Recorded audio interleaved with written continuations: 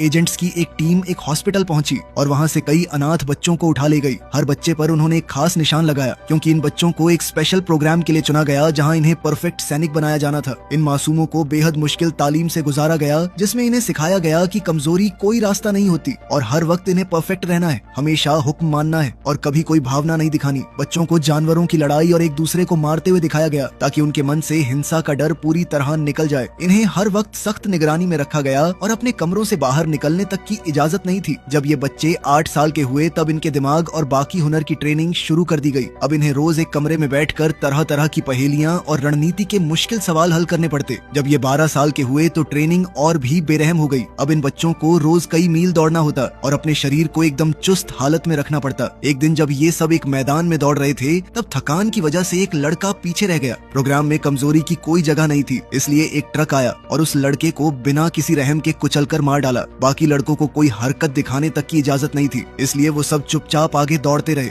जब ये बच्चे जवानी की तरफ बढ़े तो इन्हें बंदूकों की ट्रेनिंग दी गई और सिखाया गया कि सामने दिखने वाले हर निशाने को बिना किसी रहम मार गिराना है। 17 साल के होते होते ये लड़के पूरी तरह इंसानी हथियार बन चुके थे, जिसका ऐलान उनके चेहरे पर गुदे एक खास टैटू से कर दिया गया। इन सब में सबसे बेहतरीन सैनिक था टॉम। साल 2036 तक उसने एक भी मिशन में नाकामी नहीं देखी। हालांकि उसके बदन पर ढेरों जख्मों के निशान आ चुके थे। वो दुनिया भर में और यहाँ तक कि चांद तक अपनी खास टोली को लेकर गया और हर जगह बेरहम लड़ाइयाँ लड़कर बिना किसी रहम के दुश्मनों को मारता चला गया। टॉम ने तो अपने निशाने तक पहुँचने के लिए एक बेकसूर औरत तक को मार डाला। उसे सिर्फ अपने मिशन की परवाह रहती, अपने साथी सैनिकों की नहीं, और उसने कभी आम इंसानों जैसा प्यार या रिश्ता महसूस ही नहीं किया। इस खास टुकड़ी के पीछे जो कमांडर था उसका नाम है चर्च। उसे अपनी टीम की कामयाबी पर बहुत गर्व था, पर जल्द ही हालात तब उलझ गए जब कर्नल मॉरिस अपनी एक बिल्कुल नई टुकड़ी लेकर उनके ठिकाने पर आया। उसने बताया कि ये सैनिक लैब में तैयार किए गए हैं, यानी किसी आम इंसान से कहीं ज्यादा ताकतवर। मॉरिस के मुताबिक इसका मतलब यही था कि उसके सैनिक चर्च के आदमियों से कहीं बेहतर हैं, इसलिए चर्च को अपना पुराना प्रोग्राम बंद कर देना चाहिए। चर्च इस बात से बिल्कुल राजी नहीं हुआ और उसने साफ कहा कि उसके सैनिकों के सालों के तजुर्बे को कोई नहीं हरा सकता। तब मॉरिस ने एक चाल चली और दोनों टुकड़ियों के बीच मुकाबला करवाने का सुझाव दिया ताकि साबित हो जाए कि असल में बेहतर कौन है। मॉरिस ने अपनी तरफ से केन को मैदान में उतारा। जैसे ही मुकाबला शुरू हुआ केन ने फौरन खुद को बेहतर साबित कर दिया क्योंकि वो बंदूक चलाने में कहीं ज्यादा सटीक निकला। उसने बिना थके कहीं ज्यादा वजन भी उठाकर दिखाया। दौड़ के मुकाबले में टॉम पहले आगे निकल गया क्योंकि मॉरिस ने उसे 20 मिनट पहले भागने का मौका दे दिया था, पर जब केन ने दौड़ना शुरू किया तो देर से चलने के बावजूद उसने टॉम को पीछे छोड़ दिया। चर्च फिर भी ये मानने को तैयार नहीं हुआ,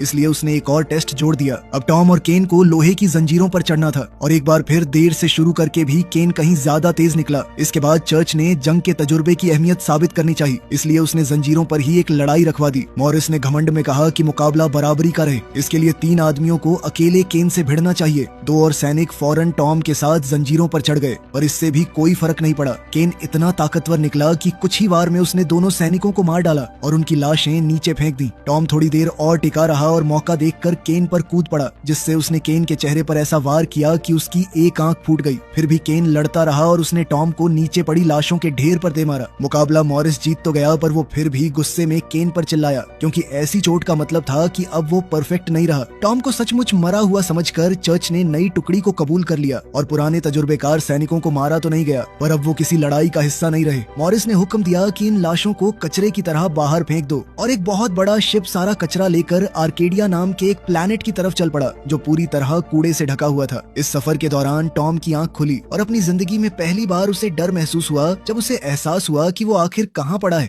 तभी अचानक शिप का दरवाजा खुला ताकि सारा कचरा बाहर गिर जाए और टॉम ने खुद को बचाने की लाख कोशिश की, पर आखिरकार वो भी उस प्लेनेट पर जा गिरा। खुशकिस्मती से वो इतनी ऊंचाई से गिरकर भी बच गया और इलाके में घूमने लगा। पहले उसे चारों तरफ सिर्फ कचरा ही दिखा, पर थोड़ी देर में उसने फटे पुराने कपड़ों में कुछ लोगों को इधर उधर घूमते देखा। टॉम ने उनका पीछा करने का सोचा, पर तभी एक जबरदस्त रेत का तूफान उस इलाके में आ गया, इसलिए उसे रुककर तूफान के गुजरने का इंतजार करना पड़ा। आखिरकार टॉम तूफान से बाहर निकला और एक कब्रिस्तान में जा पहुंचा, जहाँ की हालत से साफ था कि इस प्लैनेट पर अब तक बहुत से लोग दम तोड़ चुके थे। थोड़ा और आगे बढ़ने पर वो आखिरकार एक ऐसी बस्ती तक जा पहुंचा जिसे इन लोगों ने कचरे और शिप के टूटे हिस्सों से जोड़कर बनाया। वो चुपके से सीढ़ियों के आसपास घूम ही रहा था कि हवा के एक तेज झोंके ने उसे उड़ा दिया और कुछ बच्चों को अपनी तरफ घूरते देखते ही वो बेहोश हो गया। इसके बाद बस्ती के सारे लोग इस बात पर बहस करने लगे कि टॉम का आखिर क्या किया जाए। इस प्लैनेट पर सालों से कोई नया इंसान नहीं आया था, इसलिए वो समझ ही नहीं पाए कि टॉम पर भरोसा करें या नहीं। आखिर में बस्ती के मुखिया ने तय किया कि वो टॉम की मदद तो करेंगे करेंगे, पर मैक्स उस पर नजर रखेगा। उधर मैक्स की बीवी सैंड्रा टॉम की देखभाल करने लगी। इस जोड़े का एक छोटा बच्चा भी था जिसका नाम नेथन था, जो टॉम को लेकर बहुत उत्सुक रहता, पर वो उसे टॉम के पास जाने नहीं देते थे। जब टॉम आखिरकार इतना ठीक हो गया कि बिस्तर से उठ सके, तो उसने उस परिवार को साथ में हंसते खेलते देखा और उसे खुद समझ नहीं आया कि वो क्या महसूस करे। मैक्स ने उसे दिखाया कि उसने उसके लिए एक बैसाखी बनाई है और टॉम ने फिलहाल शांत रहने का फैसला किया। शाम को वो परिवार टॉम को सबके साथ खाने वाले बड़े कमरे में ले गया, जहाँ सब लोग उससे थोड़ा सहमे रहे, क्योंकि वो बहुत ज्यादा खाता था, कुछ बोलता भी नहीं था और ऊपर से उसके चेहरे पर सोल्जर्स वाले टैटू भी बने हुए थे। जब किसी ने उससे पूछा कि उसका आखिर माजरा क्या है, तो टॉम ने अपनी कहानी सुनाई कि किस तरह उसे बदलकर बेहतर सैनिकों को रिक्रूट कर लिया गया, और ये सुनकर लोगों के दिल में उसके लिए थोड़ी हमदर्दी जाग गई। इसके बाद टॉम अपना ज्यादातर वक्त सैंड्रा के साथ बिताने लगा और रोजमर्रा के छोटे मोटे काम सीखने लगा। सैंड्रा ने इसी दौरान उसे बस्ती के बारे में बताया कि ये छोटा सा कस्बा हमेशा से यहाँ नहीं था, बल्कि ये सब लोग अपने एक शिप में सफर कर रहे थे। तभी उनका शिप खराब हुआ और वो यहीं आकर गिर पड़े। ये हादसा 3 साल पहले हुआ और तब से कभी कोई मदद नहीं आई। फिर भी सैंड्रा को इसका कोई मलाल नहीं, क्योंकि यहाँ उन्हें कोई परेशान नहीं करता। उधर मॉरिस ने बताया कि वो काफी समय से आर्केडिया के इलाके पर नजर रखे हुए है और वहाँ नजर रखने के लिए कुछ स्टेशन लगाना चाहता है। वो अपने नए सैनिकों को गश्त पर भी भेजना चाहता था और उसका कहना था कि अगर वहाँ कोई भी रेफ्यूजी या खदान वाला मिले तो उन्हें सरकारी तौर पर दुश्मन मान लिया जाएगा, जो बात चर्च को बिल्कुल पसंद नहीं आई।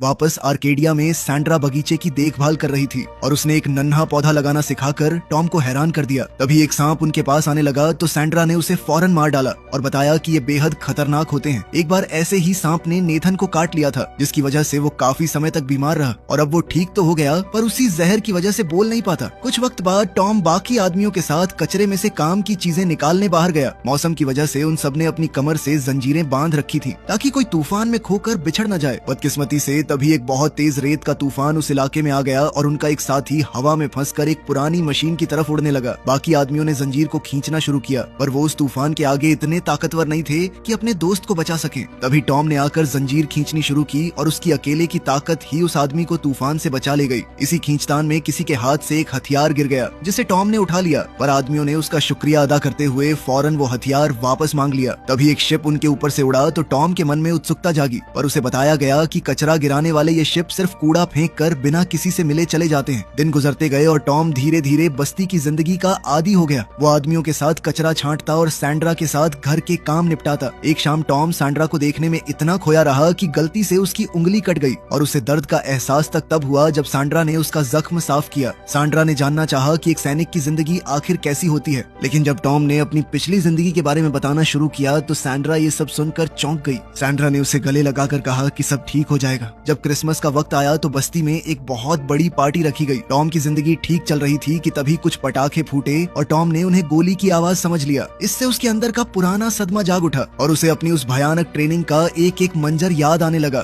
खुद से डरकर टॉम छत पर जा छिपा और दूर से ही पूरी पार्टी को देखता रहा। अगले दिन उसने एक जुगाड़ लगा के पंचिंग बैग बनाया और उस पर मुक्के बरसाते हुए अपनी फ्रस्ट्रेशन निकालने लगा, पर इससे उल्टा मौत और तबाही से भरी ढेरों यादें ताजा हो गई, जिनमें वो पल भी था जब उसे एक बच्चे तक को मारना पड़ा। तभी एक आदमी टॉम को कोई तोहफा देने उसके पास आया, पर टॉम अब भी अपनी यादों में इस कदर खोया हुआ था कि उसे वो आदमी सिर्फ एक दुश्मन नजर आया। इसलिए उसने उसका गला पकड़कर उसे नीचे गिरा दिया। उसने तो उस आदमी को एक मशीन में फेंक कर लगभग मार ही डाला था, पर खुशकिस्मती से वो ठीक वक्त पर होश में आ गया और उसे एहसास हुआ कि बहुत सारे लोग ये सब देख रहे हैं। अब सब लोग एक बार फिर उससे डरने लगे, खासकर तब जब वो उस बैग को तब तक घूंसे मारता रहा जब तक उसके हाथों से खून न बहने लगा। इस मंजर ने उसके अंदर एक और याद जगा दी, जिसमें वो एक कमरे में अपने ही एक साथी बच्चे को बुरी तरह पीट रहा था, जबकि उसका उस्ताद उसे याद दिला रहा था कि उसे कभी कोई रहम नहीं दिखाना।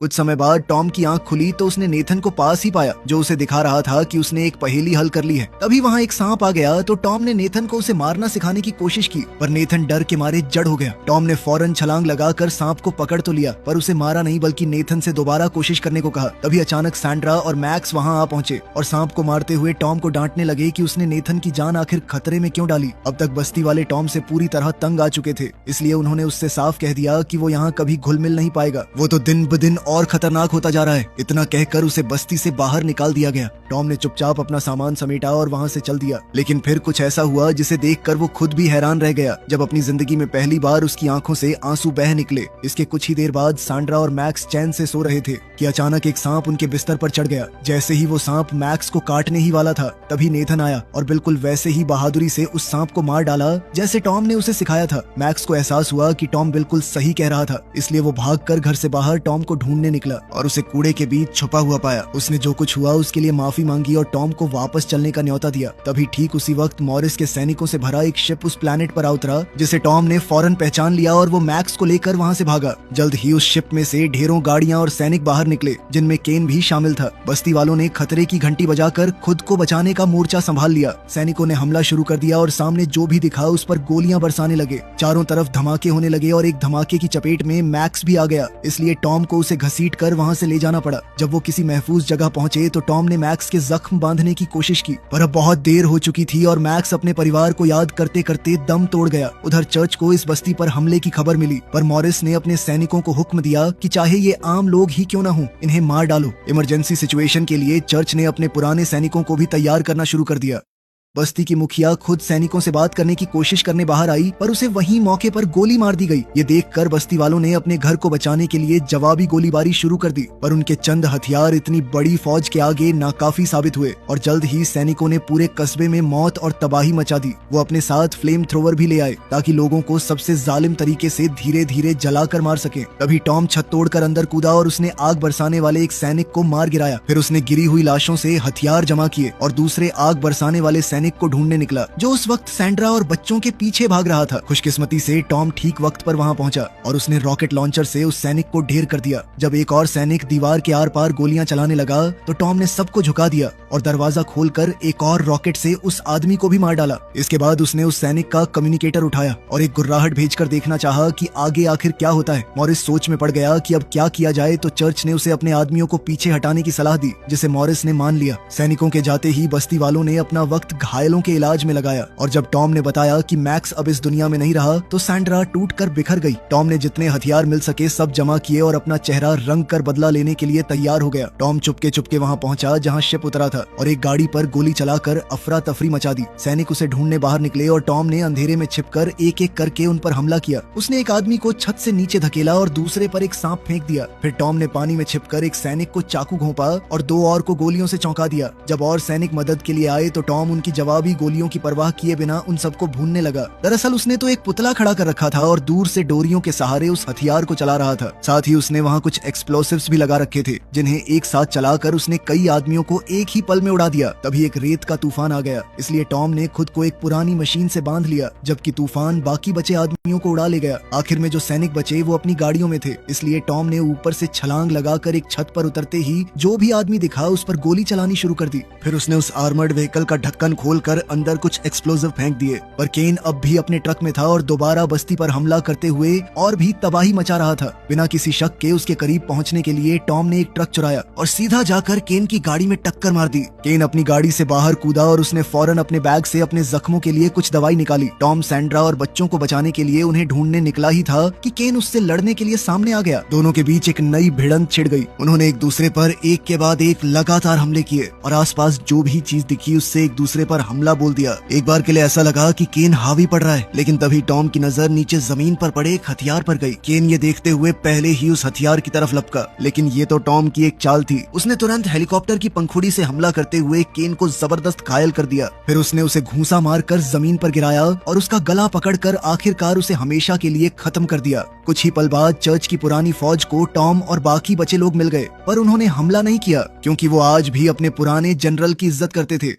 उधर मॉरिस को एहसास हुआ कि उसके सारे आदमी मारे जा चुके हैं, इसलिए उसने चर्च को हुक्म दिया कि पुराने सैनिकों को छोड़कर शिप उड़ा दे। जब चर्च ने इसका विरोध किया तो मॉरिस ने उसे वहीं मार डाला। तभी पुरानी टुकड़ी ने शिप में घुसकर मॉरिस को पकड़ लिया और उसे टॉम के सामने ले आए, जिसे देखकर मॉरिस इतना डर गया कि गिड़गिड़ाते हुए उसने अपनी पैंट तक गीली कर दी। इसके बाद मॉरिस और उसके सलाहकारों को शिप से बाहर आर्केडिया पर फेंक दिया गया, जहाँ एक बॉम्ब फटा और उन सबको खत्म कर दिया। शिप महफूज तरीके से उड़ चला और तभी पता चला कि बस्ती के बचे हुए सारे लोग भी इसमें सवार हो चुके हैं, जो अब किसी बेहतर जगह बसने के लिए जा रहे थे। ऐसी और मूवी एक्सप्लेन वीडियो के लिए वीडियो को लाइक करें और फॉलो करना ना भूलें।